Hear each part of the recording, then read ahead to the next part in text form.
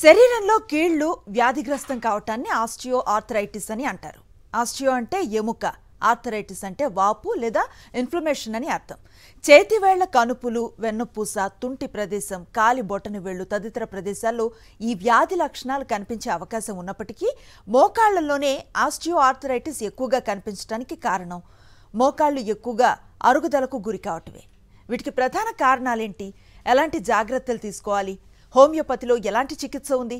ఇలాంటి మరిన్ని విషయాలను హోమియోకేర్ ఇంటర్నేషనల్ వైద్యులు డాక్టర్ షేక్ సాధికా గారిని అడిగి తెలుసుకుందాం. మీరు మాకు కాల్ చేయవలసిన నెంబర్స్ 04023310680, అలాగే 04023310716, అలాగే 9550001199. ఈ నెంబర్లకు కాల్ చేసి మీ సమస్యలకు సమాధానాలను కనుక్కోవచ్చు. నమస్తే అండి. నమస్తే అండి. సో ఆర్థరైటిస్ అనేది జనరల్గా ఎక్కువగా కనిపిస్తూ ఉన్న సమస్య. ఒక వయసు పైబడిన వాళ్ళల్లో మనం తరచూ చూసే ప్రాబ్లం. ఎలా చెప్తారు, ఎలా డిఫైన్ చేస్తారు ఆర్థరైటిస్ని? సో ఫస్ట్ అసలు ఆర్థరైటిస్ అంటే ఏంటి? జాయింట్స్లో ఇన్ఫ్లమేషన్ అనేది జరగడం వల్ల దీన్ని మనం ఆర్థరైటిస్గా అంటాము. సో ఇది ఒక జాయింట్లో కానీ లేకపోతే మల్టిపుల్ జాయింట్స్లో కానీ ఇది మనం చూస్తూ ఉంటాము. అంటే నొప్పి, వాపులు, ఇలాంటివి స్వెల్లింగ్ కానీ ఇవి చూస్తూ ఉంటాము. సో దీన్ని మనం ఆర్థరైటిస్గా పరిగణిస్తాము. సో ఇందులో ఓన్లీ ఒక జాయింట్కి సంబంధించి అయినా లేకపోతే పాలీ ఆర్థరైటిస్ ఇలా అయినా సరే మనం చూస్తూ ఉంటాము. సో ఇందులో మనం మెయిన్గా rheumatoid arthritis, osteo arthritis, gouty, so ankylosing spondylosis ఇటువంటివన్నీ మనం స్పాండిలైటిస్ చేంజెస్ అనేవి చూస్తూ ఉంటాము. సో ఫస్ట్ రుమటాయిడ్ ఆర్థరైటిస్ అని అంటే ఇది ఒక ఆటో ఇమ్యూన్ డిజార్డర్ అనమాట. సో అంటే ఇక్కడ ఏం జరుగుతుందంటే మన ఇమ్యూన్ సెల్సే మన ఇమ్యూన్ సెల్స్ అనేది ఓన్ బాడీలోనే ఓన్ సెల్స్ని అటాక్ చేయడం వల్ల ఇక్కడ ఆటో ఇమ్యూనిటీ డిజార్డర్ అనేది ఏర్పడుతుంది. దీనివల్ల సో అక్కడ డిస్ట్రక్షన్ అనేది ఫామ్ అవ్వడం కానీ ఇటువంటివి మనం చూస్తూ ఉంటాము. సో రుమటాయిడ్ ఆర్థరైటిస్ అనేది మనము మెయిన్గా స్మాల్ జాయింట్స్లో చూస్తూ ఉంటాము. అంటే చిన్న కీళ్ళల్లో ఎక్కువగా ఈ రోగాన్ని మనం చూస్తూ ఉంటాము. చిన్న కీళ్ళ నుంచి పెద్ద కీళ్ళ వరకు కూడా ఇది ఎక్స్టెండ్ అయ్యే ఛాన్సెస్ ఉంటుందన్నమాట. సో మెయిన్లీ ఫింగర్ జాయింట్స్, తర్వాత సర్వైకల్ స్పైన్లో కానీ సో ఇవి మనం చూస్తూ ఉంటాము. వీటి యొక్క లక్షణాలు ఎలా ఉంటాయి అని అంటే నొప్పి, వాపులు, ఇక్కడున్న జాయింట్ మధ్యలో ఉన్న ఇమ్యూన్ సెల్స్ అనేది డిస్ట్రక్షన్కి తోడ్పడి సైనోవియల్ ఫ్లూయిడ్ని డిస్ట్రక్ట్ చేస్తూ ఇది డిస్ట్రక్షన్ జరిగి సో ఆర్టికులర్ కార్టిలేజ్ అనేది కూడా డిస్ట్రక్షన్లోకి వెళ్ళి సో ఇక్కడ బోన్ డిఫార్మిటీస్ ఫామ్ అయ్యే ఛాన్సెస్ ఎక్కువగా ఉంటూ ఉంటాయి. సో రుమటాయిడ్ ఆర్థరైటిస్లో ఏమవుతుంది అని అంటే ఎక్కువగా స్వెల్లింగ్, రోజువారీ కార్యక్రమాలు చేసుకోవాలన్నా వాపులు రావడం, అంటే నొప్పి అనేది ఒక 30 minutes కన్నా ఎక్కువగా మనం జనాల్లో చూస్తూ ఉంటాం అనమాట. 30 minutes కన్నా ఎక్కువగా పెయిన్ అనేది ఫీల్ అవ్వడం కానీ సో ఇన్ ఎక్స్టెంట్లో అంటే ఎర్లీ మార్నింగ్ స్టిఫ్నెస్ ఒకటి ఎక్కువగా చూస్తుంటాం. 3 or 4 జాయింట్స్, మల్టిపుల్ జాయింట్స్లో కూడా ఇది మనం ఎక్కువగా చూస్తూ ఉంటాము. సో రుమటాయిడ్ ఆర్థరైటిస్లో రెడ్నెస్, స్వెల్లింగ్ అంటే వాపు రావడం, ఆ ప్లేస్లో వేడిగా అనిపించడము, జాయింట్స్లో ఇన్ఫ్లమేషన్ అనేది జరగడం వల్ల ఈ సిమ్టమ్స్ అనేవి చూస్తూ ఉంటాము. సో ఈ తీవ్రతని రుమటాయిడ్ ఆర్థరైటిస్ కనుక ఇలానే ఏ మెడికేషన్స్ లేకుండా ఇలానే కనుక కంటిన్యూ అయిపోతూ ఉంటే ఇది విజరల్ ఆర్గాన్స్ మీద కూడా ఎఫెక్ట్ అయ్యే ఛాన్సెస్ ఎక్కువగా ఉంటుందన్నమాట. అంటే లంగ్స్ కానీ కార్డియాక్ ఇష్యూస్లో కానీ ఇవి మనం ఎక్కువగా చూస్తాము.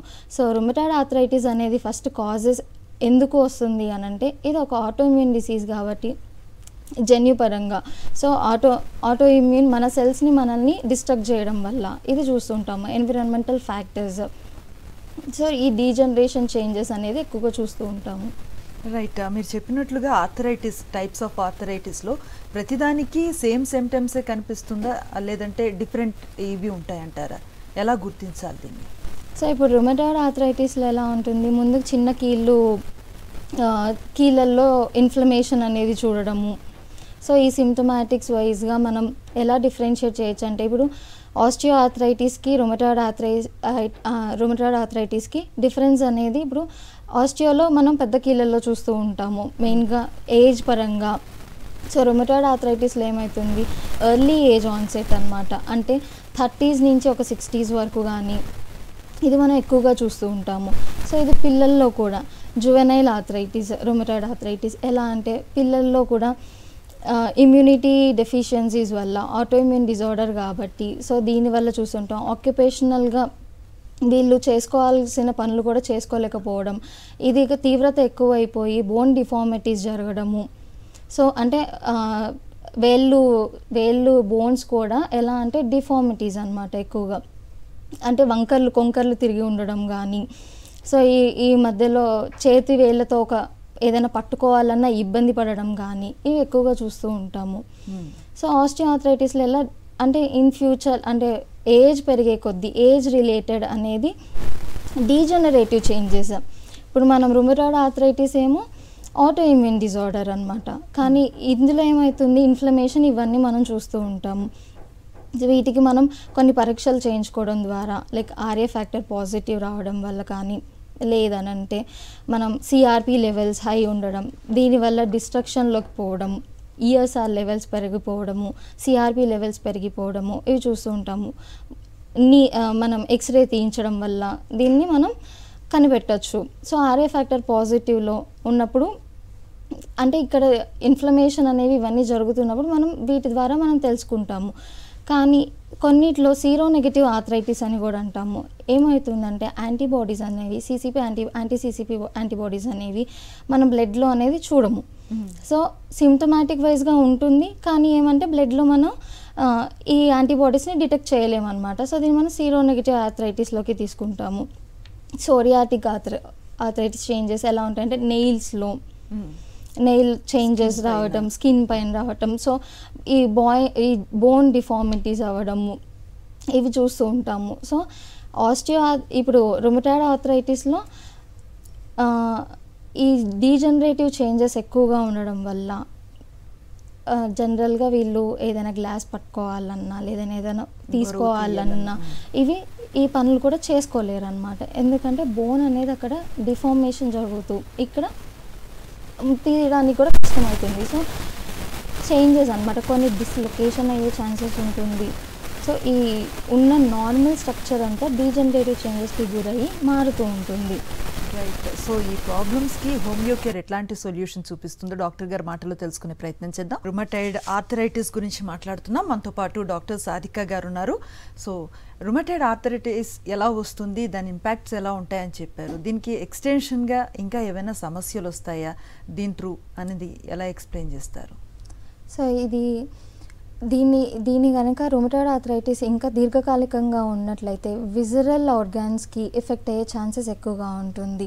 సో హార్ట్కి కానీ, రెస్పిరేటరీ లంగ్స్కి కానీ, ఐస్కి కానీ ఇలా డ్యామేజ్ జరగడం అనేది మనం చూస్తూ ఉంటాము. ఎందుకంటే ఇక్కడ వైరసెస్ ఇన్ఫెక్షన్స్ వల్ల ఇవి మనం ఎక్కువగా చూస్తూ ఉంటాము. సో ఈ ఆటోఇమ్యూన్ డిజార్డర్ వల్ల దీన్ని మనం సరిగ్గా గుర్తించుకొని, అంటే ఈ ఫస్ట్ లక్షణాలను చూసుకొని వాపులు కానీ, స్టిఫ్నెస్ కానీ, అక్కడ వాపులు వచ్చిన చోట వేడిగా ఉండడం కానీ, ఈ రెడ్నెస్ ఇవన్నీ చూసుకొనైనా ముందుగా తగిన జాగ్రత్తలు తీసుకుంటూ ఉంటే దాన్ని మనం మేనేజ్ చేసుకుంటూ చూడొచ్చు అన్నమాట. రైట్. అయితే రుమటాయిడ్ ఆర్థరైటిస్కి ఆస్టియో ఆర్థరైటిస్కి ఉన్న వ్యత్యాసం ఏంటంటే ఏం చెప్తారు? సో ఇక్కడ మనం ఫస్ట్గా తెలుసుకోవాల్సింది ఆస్టియో ఆర్థరైటిస్ అంటే ఏంటి. సో ఆస్టియో ఆర్థరైటిస్ అనేది డీజనరేషన్ ఆఫ్ లాంగ్ బోన్స్ అనమాట. అంటే వెయిట్ బేరింగ్ బోన్స్ మీద ఎక్కువగా ఇది మనం చూస్తూ ఉంటాం డీజనరేటివ్ చేంజెస్ అనేవి. సో ఏమవుతుంది ఇక్కడ అంటే హిప్ కానీ, నీ రీజియన్స్ కానీ ఎక్కువగా ఎఫెక్ట్ అయ్యే ఛాన్సెస్ ఉంటాయి. జనరల్గా ఎవరిలో చూస్తూ ఉంటాం, ఒబేస్ పర్సన్స్, వెయిట్ ఎక్కువగా ఉండి ఒబేసిటీ ఉన్న వాళ్ళల్లో, ఇంకా ఎల్డర్లీ పీపుల్ అంటే ఏజ్ బారిన పడి ఎక్కువ ఏజ్ రిలేటెడ్గా చూస్తూ ఉంటాము. వేర్ అండ్ టేర్ యాక్షన్స్ ఉంటాయి ఇక్కడ. సో జనరల్గా మనం ఎక్కువ రన్నర్స్లో కానీ ఇట్లా అంటే ఎక్కువగా ఫిజికల్ వర్క్, నీలింగ్ పొజిషన్స్లో ఎక్కువగా ఉండేవాళ్ళు, స్క్వాటింగ్ పొజిషన్స్లో ఎక్కువగా ఉండేవాళ్ళు, ఇటువంటి చేంజెస్ మనం ఎక్కువగా ఇటువంటిది ఆస్టియో ఆర్థరైటిస్ మనం వీళ్ళలో చూస్తూ ఉంటాము. సో వీటి కాజెస్ అనేవి మెయిన్ ఏదైనా ఇంజురీ అవ్వడం కానీ, సో ప్రైమరీ సెకండరీ కాజెస్ ఉంటాయి. సో ఎలా ముందు నుంచి డీజనరేషన్ చేంజెస్ అనేది ఏజ్ రిలేటెడ్ అయి ఉండొచ్చు, లేదా ఏదైనా ఇంజురీ అవ్వడం వల్ల అక్కడ ఉన్న బోన్స్ అనేది రాకిడికి గురయ్యి సైనోవియల్ ఫ్లూయిడ్ అనేది తగ్గిపోయి ఇక్కడ డీజనరేషన్ చేంజెస్ అనేవి స్టార్ట్ అయ్యి ఒక బోన్కి రాకిడ్ అవ్వడం వల్ల స్టిఫ్నెస్, క్రెపిటస్ అంటే సౌండ్స్ వింటూ ఉంటారు, నడవాలన్నా కష్టంగా ఉంటుంది, వాళ్ళ పనులు వాళ్ళు చేసుకోవాలన్నా కష్టంగా ఉండడము. ఇది జనరల్గా మార్నింగ్ స్టిఫ్నెస్ ఉన్నా కానీ ఒక ఆఫ్టర్ 30 minutes మళ్ళీ కొంచెం రిలాక్స్ అయిపోతూ ఉంటుంది. మనం గ్రేడింగ్ వైజ్గా తీసుకొని చెప్తాము ఆస్టియోఆర్థరైటిస్ని. ఎలా అంటే grade 1, grade 2, grade 3, grade 4. ఎలా అంటే ఫస్ట్లో అప్పుడప్పుడు నొప్పి ఉండడం కానీ చూస్తూ ఉంటాము, తరచుగా చూడకుండా ఎప్పుడైనా సరే నొప్పి రావడము, తగ్గిపోవడము అనేది మనం చూస్తూ ఉంటాము. తర్వాత grade 2లో ఎలా అంటే నొప్పి రావడము, పండుకున్న ఎక్కువసేపు, కూర్చోనున్న ఎక్కువసేపు నొప్పి చూడడము, అది తీవ్రత ఎక్కువ అయిపోతూ ఉండడం మనం చూస్తూ ఉంటాము. తర్వాత స్వెల్లింగ్, నెక్స్ట్ గ్రేడ్లో స్వెల్లింగ్ ఉండడం కానీ, లేదంటే ఇంకా స్టిఫ్నెస్ ఎక్కువైపోవడం కానీ, నడవాలన్నా కూర్చున్నా కానీ ఆరాంగా అనిపించకపోవడము, మెడికేషన్స్ వాడాల్సి వస్తుంది, పెయిన్ కిల్లర్స్ వేసుకుంటూ ఉంటారు. సో పెయిన్ కిల్లర్ వాడితేనే తగ్గుతుంది, లేకపోతే తగ్గట్లేదు ఈ నొప్పులు అనే దాంట్లో ఉంటుంటారు ఈ స్టేజ్లో వాళ్ళు. సో ఫైనల్ స్టేజ్లో ఎలా అంటే డీజనరేటివ్ చేంజెస్ ఎక్కువగా చూస్తూ ఉంటాము. ఇవి సర్జికల్ వరకు కూడా తీసుకువెళ్తుంది అనమాట. ఈ స్టేజ్లో ఉన్న వాళ్ళని సర్జికల్గా కూడా వెళ్ళాల్సి వస్తూ ఉంటుంది. సో ఈ గ్రేడింగ్స్ వైజ్గా ఎంత తీవ్రతలో ఉంది, ఎంత వరకు అరుగుదల అనేది జరిగింది అనేది చూసుకొని మనం మెడికేషన్స్ ముందుగానే స్టార్ట్ చేసుకొని మనం దాన్ని ట్రీట్ చేసుకోవచ్చు. Like X-ray of knee joints, హిప్లో అయినా సరే కూర్చోవడం, లేవడం ఇవన్నీ ఇబ్బందికరంగా అనిపిస్తూ ఉంటుంది. సో మనం ఇవి టెస్ట్ చేయడం వల్ల మన డీజనరేషన్స్ మొదలైందా లేదా, అరుగుదల ఎంతవరకు ఉంది, ఈ గ్రేడింగ్ ఎంతవరకు ఉంది అనేది మనం చూసి దీన్ని మనం కంట్రోల్లోకి తీసుకురావచ్చు. రైట్. సాధారణంగా ఒక వయసు పైబడిన వాళ్ళల్లో మనం ఈ కైండ్ ఆఫ్ పెయిన్స్ చూస్తాము. అది ఏ రిలేటెడ్ అనేది ట్రీట్ చేయడానికి అవకాశం ఉంటుంది. నౌడేస్ 30sలో ఉన్న వాళ్ళకు కూడా ఈ తరహా ప్రాబ్లమ్స్ ఉంటున్నాయి. ఎందువల్ల చేంజెస్ ఏంటంటే ఏం చెప్తారు? సో ఏమంటే లైఫ్ స్టైల్ చేంజెస్. ఇప్పుడు జనరేషన్ వాళ్ళు త్వరగా అంటే ఇప్పుడు 30, మేము ఇప్పుడు జనరల్ క్లినిక్లో కూడా ఇలా 30s, 35s లోపల కూడా ఎక్కువ డీజనరేషన్ చేంజెస్ చూస్తున్నాం అనమాట. ఆర్థరైటిక్ చేంజెస్ అనేవి ఇప్పుడు రుమటాయిడ్ ఆర్థరైటిస్ అనేది మనం ఎర్లీ ఆన్సెట్గానే చూస్తాం. అంటే లైక్ వితిన్ 30 to 60 years లోపలికి, మనం 40 years లోపలికి చూస్తూ ఉంటాం. కానీ ఆస్టియోఆర్థరైటిస్ అనేది జనరల్గా మనం ఏజ్ రిలేటెడ్గా చూస్తూ ఉంటాము. అంటే 40 పైబడిన వాళ్ళల్లో ఇలా మెల్లగా, సో ఇలా ఏజ్ రిలేటెడ్ చూస్తున్నాం. కానీ ఇప్పుడు ఏమవుతుంది, 30s, 35sలోనే మోకాలు నొప్పులు అని చెప్పి నడవలేకపోతున్నామని. ఏమంటే లైఫ్ స్టైల్ చేంజెస్, ఎక్కువగా స్క్వాటింగ్ పొజిషన్లో కూర్చొని ఉండడం వల్ల, లేదంటే ఎక్కువగా నుంచొని వర్క్ చేసేవాళ్ళు. సో ఈ బోన్ మీద ఎప్పుడైతే ఎఫెక్షన్ అనేది ఎక్కువగా, స్ట్రెస్ అనేది ఎక్కువ పడుతూ ఉంటుందో దాన్ని నొప్పి దానికి కారణమవుతూ ఉంటుంది. సో పౌష్టిక ఆహార లోపం వల్ల, సరిగా తినకపోవడం వల్ల, vitamin D deficiency, calcium deficiency ఇప్పుడు చాలామంది తొందరగా తక్కువ ఏజ్ వాళ్ళలోనే ఎక్కువగా చూస్తూ ఉన్నాము. ఒకప్పుడు అంటే ఒక ఏజ్ దాటిన తర్వాతనే మనం ఈ డీజనరేటివ్ చేంజెస్ అనేవి ఎక్కువగా చూస్తుండేవాళ్ళం. సో ఈ లైఫ్ స్టైల్ మోడిఫికేషన్స్, సరిగ్గా ఆహారం తీసుకోవడం, పౌష్టిక ఆహారం తీసుకోవడం వల్ల మనం ఇవి కొంచెం డిలే చేయొచ్చు, రావడం మాత్రం ఉంటుంది. రైట్. సో ఎట్లాంటి చేంజెస్ని పాటిస్తే దీనివల్ల బయటపడడానికి ఉంటుందో మీరు చెప్తున్నారు. కానీ ఎట్లా నోటీస్ చేసుకోవాలి ఇవి మనకు వస్తున్నాయన్న విషయాన్ని ఎలా గుర్తించగలగాలి? ఏ స్టేజ్లో మనం కనుక్కోవటం మూలాన పెద్దగా అవ్వకుండా సమస్యను ఆపగలుగుతాం? సో స్టార్టింగ్ స్టేజెస్లో అనమాట, అంటే నొప్పి వస్తుంది, తగ్గుతుంది, అప్పుడు అంటే గ్రహించకపోవచ్చు. కానీ తర్వాత నొప్పి రావడం, అది రెస్ట్ తీసుకున్నా కానీ తగ్గకపోవడము, లేకపోతే ఏదైనా ట్యాబ్లెట్ పెయిన్ కిల్లర్ వేసుకోవడం కానీ, లేకపోతే ఏదైనా ఇటువంటి యూజ్ చేసినప్పుడే మనకి తగ్గుతుంది అని అనుకున్నప్పుడు ఫస్ట్గా దగ్గరున్న డాక్టర్ దగ్గర కన్సల్ట్ అయ్యి ఏంటి అనేది మీకు ఎక్స్రే కానీ ఇవి రాసిస్తాము. దాని ద్వారా అంటే త్వరగానే మీరు అంటే కీళ్ళల్లో నొప్పి రావడం కానీ, సౌండ్స్ రావడం కానీ, ఇది డీజనరేషన్ చేంజెస్ ఎక్కువ అయ్యే కొద్దీ ఉంటుంది. కొంతమంది లేట్ స్టేజెస్లో కూడా గ్రహించరు, ఇంకా నడవడం కష్టమైపోతుంది, బాగా నొప్పి వస్తుంది అన్న టైంలోనే ఒక డాక్టర్ని కన్సల్ట్ అవుదాము అనే దాంట్లో ఉంటారు. కానీ ఎర్లీ స్టేజెస్లో ఎప్పుడైతే కన్సల్ట్ అవుతారో మనం త్వరగా దాన్ని క్యూర్ చేయొచ్చు అనమాట. ట్రీట్ చేయడానికి ఎక్కువ ఆస్కారం ఉంటుంది. జనరల్గా ఉమెన్స్లో పోస్ట్ మెనోపాజల్లో, సో పీరియడ్స్ ఆగిపోతుంది, పోస్ట్ మెనోపాజల్ స్టేజ్లో ఏమవుతుంది, ఈ మోకాలు నొప్పి రావడము, అరుగుదల ఎక్కువగా ఉండడము, ఆడవాళ్ళల్లో మగవారి కన్నా 3 times ఎక్కువగా మనం చూస్తూ ఉంటాము. సో ఎక్కువగా ఈ ప్రాబ్లమ్ని గ్రహించిన తర్వాత ఈ సర్జరీయే కంప్లీట్ సొల్యూషన్ లేదంటే మెడిసిన్స్ తోటి కూడా దీని నుంచి కంప్లీట్గా బయటకు రావడానికి ఉంటుందంటారా? సో మెడిసిన్స్ ద్వారా మనము దీన్ని ఎర్లీ స్టేజెస్లో మనం మెడిసిన్స్ ద్వారా మనం చేసుకోవచ్చు. జనరల్గా ఇప్పుడు లేటర్ స్టేజెస్లో అంటే లైక్ సర్జరీ ఫైనల్ స్టేజ్లో ఆస్టియోఆర్థరైటిస్ ఫైనల్ స్టేజ్లో కానీ సర్జికల్గా వెళ్ళాలి అని అంటున్నాం. మనం హోమియోలో ఏం చేస్తామంటే హోమియో కేర్లో మనం వాళ్ళ తత్వాన్ని బట్టి మెడిసిన్ అనేది పెట్టడం జరుగుతుంది. సో మేనేజబుల్ అంటే ఏజ్ రిలేటెడ్ వాళ్ళలో ఎక్కువగా ఈ డీజనరేషన్ చేంజెస్ చూసినప్పుడు మనం మేనేజ్ చేయడానికి అంటే అరుగుదలని ఇంకా అరగకుండా ఆపడానికి మనం మెడిసిన్స్ పెట్టుకుంటాము. సో ఎర్లీ స్టేజెస్లో ఏమవుతుంది సైనోవియల్ ఫ్లూయిడ్ని కూడా ఇంకా మనం ఎక్కువగా అరుగుదలలోకి వెళ్ళకుండా చూసుకోవడానికి మనం తోడ్పడుతుంది. బోన్ మీద బోన్ డెన్సిటీ కానీ అంటే బోన్ స్ట్రెంగ్తనింగ్కి కానీ మన ఇటువంటి చేంజెస్ మనం మెడిసిన్స్ పెట్టుకోవడం ద్వారా ఎర్లీగా గ్రహించినప్పుడు త్వరగా మనము మేనేజ్మెంట్లోకి వెళ్తుంది అనమాట.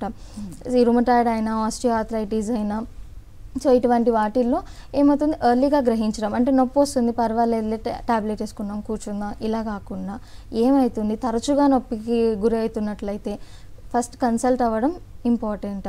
సో మనం హోమియోపతితో ద్వారా మనం ఫస్ట్ ఎర్లీ స్టేజెస్ని మేనేజ్ చేసుకోవచ్చు. In later on stages operation surgery వరకు వెళ్ళాల్సి వచ్చిన స్టేజెస్లో కూడా ఏం చేస్తామంటే మనం మేనేజ్ చేయొచ్చు. ఇప్పుడు ఓల్డ్ ఏజ్ పీపుల్ కొంతమంది ఆపరేషన్కి సర్జరీకి వెళ్ళాలంటే భయం కానీ వెళ్ళలేకపోవడం కానీ ఆఫ్టర్ 60s 50s సో లేదు మనమే మెడిసిన్స్ ద్వారా మేనేజ్మెంట్ అంతా చెప్పి డైట్ ద్వారా సో మనం మెడికేషన్స్ ద్వారానే ఎక్కువగా మనం దాన్ని మేనేజ్ చేసుకోవచ్చు. సో మిగతా వైద్య విధానాలతో కంపేర్ చేస్తే హోమియోపతి అన్నది ఎంతవరకు అడ్వాంటేజ్ అంటారు?